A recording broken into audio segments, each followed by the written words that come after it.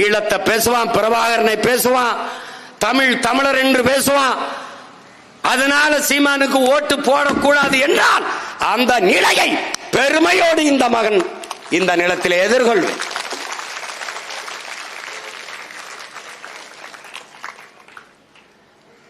எதுக்கு தான் அரசியலுக்கு வந்து வெற்றி அடைய போறேன்? இப்ப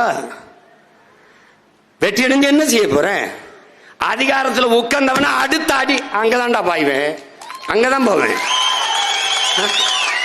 நான் ஒரு சின்ன விளையாட்டுக்கு ஏதோ போயிட்டுப்பா விளையாட்டுக்கு போயிட்டுப்பான்னு. டே இன்னைக்கும் சொல்றேன்டா, நான் வந்து முதலமைச்சர் நாற்காலியில் உட்கார்ந்தவன என் மீனவனை தொட்டா சொல்றா பாக்குறேன், கைவினர் சொல்றா பாக்குறேன். பார்க்க சொல்லு, எப்படிங்க வெல்லுவாரு? 8.22 வச்சு எப்படி வருவாருன்னு 3 விழுக்காடு வச்ச அனுரா அந்த திசநாயக்க இருக்கான்ல, அவரு 3 விழுக்காடு ஓட்டு வச்சிருந்தவர் அதிபராகும் போது 8.22 வச்சு 22 8.22 வச்சிருக்கேன். நான் முதலமைச்சர் ஆக முடியாதா? இந்தியாவை யாரும் ஆள்றதுலயே 36,50,000 பேர் தேடி இருக்கான். இந்தியாவுக்கு நானா பிரதமர், அது மோடி ராகுலுக்கும் சண்டை.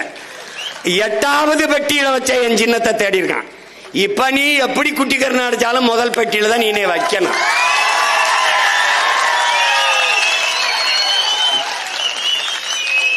விவசாயினா சீமான், சீமான்னா விவசாயி.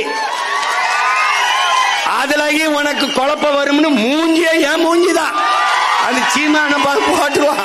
நீ ஒன்னும் பண்ண முடியாது. என்னைய வேண்டுட்டா உங்களை கொன்றுட்டேன், கதை முடிஞ்சு.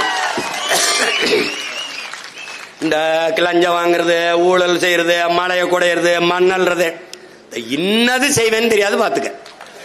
இதே மாதிரி என் பிள்ளைகளை எப்படி மூடி போச்சிருக்கான் பாரு, இதே மாதிரி நீ தோண்டின குழியில போட்டு மூடிடுவேன். அதே பொக்குழி, அதே குழி, அவ்வளவுதான். நீ அதுக்கு பின்னாடி பாருங்க இந்த அக்கிரமம் சொல்லிட்டு தானே செய்யறேன். என்ன சாட்டை உனக்கு உனக்கு குவாரி, ஒரு குவாரி ஓனர் ஆபீஸ் ரூமுக்குள்ள வாங்க இருங்க, உங்களுக்கு இருக்கு. ஏன்னா எங்களை எல்லாம் என்ன பார்த்தா தெரியுது. இப்படி உன்னைய அன்பு தம்பி தங்கைகள் அறிஞ்சுக்கணும். நீ அடிமை, நான் அடிமை, நாம் அடிமைகள். நமக்கென்று ஒன்னும் இல்ல.